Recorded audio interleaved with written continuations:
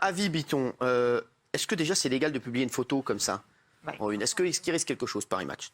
Je vais répondre aux aspects juridiques, mais avant tout, la dimension politique me paraît vraiment importante. Est-ce que ça peut lui faire du mal? Ça ressemble quand même à une manœuvre de basse police. Bien sûr. Mon premier réflexe en tant qu'avocat, c'est de me demander à qui profite le crime. Ouais. Qui a intérêt à ce que Zemmour s'effondre et fasse un mauvais score au premier tour? La première qui a intérêt, évidemment, c'est Marine Le Pen, pour qu'elle soit au deuxième tour. Ensuite, parce que c'est elle qui rabote le plus. Qui a intérêt à avoir comme adversaire au deuxième tour Marine Le Pen? Bien évidemment, Emmanuel Macron. Si on reproduit le schéma de la précédente élection, au deuxième tour, Emmanuel Macron, Marine Le Pen, Emmanuel Macron a de grandes chances de gagner. Donc, moi aussi, je dirais, j'ai posé ça.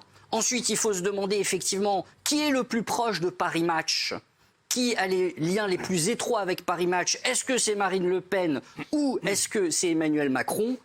Alors, notre avocat, Avis Bitton, qu'est-ce que risque Paris Match là? Parce qu'on m'a parlé d'adultère sur papier glacé. C'est quoi cette affaire? Alors, je vais vous dire ce que je dirais à Zemmour s'il venait me consulter. Je lui dirais, attention, le procès va durer un certain temps, en référé peut-être un mois ou deux, une action au fond, 1 an ou 2. Et qu'est-ce que vous allez obtenir au bout? En France, malheureusement, le système est ce qu'il est, les dommages et intérêts, ça sera pour une affaire comme ça, s'il gagne. Il a des chances de gagner sur le plan juridique. Je ne vais pas vous livrer mon analyse, mais il a des chances de gagner sur le plan juridique. On peut considérer que c'est une atteinte à la vie privée, une atteinte au droit à l'image, même si c'est dans un lieu public, etc. 5 à 10 000 euros. 5 à 10 000 euros. 5 à 10 000 euros. Si vous voulez, on serait en Angleterre. Pour Paris Match, c'est bon. Voilà. Si, il a raison. On serait en Angleterre. C'est fini les chiffres d'avant. Oui, tout à fait. En Angleterre, un homme politique avait attaqué le Sun pour une atteinte à sa vie privée. Le Sun avait été condamné à 3 millions de livres sterling, si vous voulez. Là, effectivement, les journalistes réfléchissent à marcher dans les clous et à respecter la loi.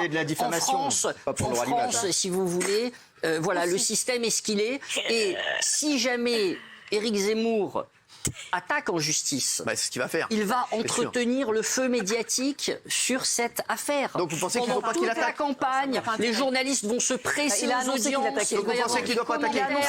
Il va y avoir des interviews d'avocats. C'est le conseil de l'avocat. Enfin, vraiment, moi en tant qu'avocat, si j'avais un conseil à lui donner, je lui dirais laisse Bitton. Oh, pas mal. Ce qui s'appelle Bitton. Bim. Voilà. Oui, vous avez compris ou pas? La victime est coupable et le coupable ne risque rien. Non mais si vous voulez, attendez, on peut avoir raison sur le plan légal.